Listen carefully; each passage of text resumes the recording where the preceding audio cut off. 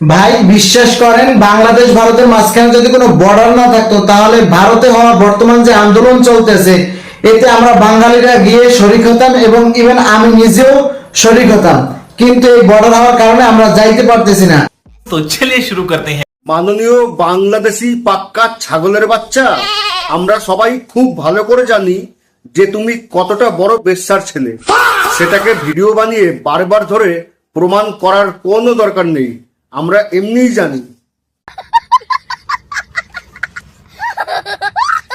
আর কি তোমরা আন্দোলনে শরিক হবে?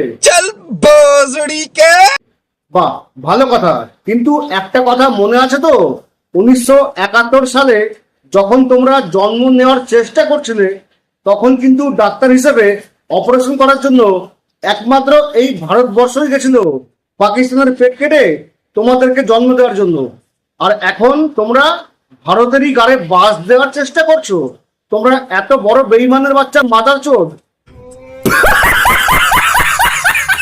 আর বেশ্যার বেটা, তোমার একটা কথা শুনে খুব খারাপ লাগলো যে আমাদের মাঝখানে এই বর্ডার থাকার জন্য তোমরা নাকি ভারতে এসে আন্দোলনে শরিক হতে পারছো না। তাহলে একটা কাজ করো, লিগালি আসো, ভিসা আর পাসপোর্টের মাধ্যমে, কাটাতা টপকে নয়। ও আমি তো ভুলে গেছিলাম যে বাংলাদেশ মানেই কাঙাল, সব কটা ভিখারির বাচ্চা থাকে।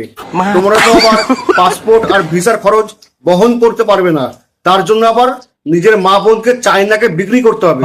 তারপর যদি টাকা আসে আর তারপর যদি তোমরা ভিসা পাসপোর্ট নিয়ে ভারতে আসতে পারো।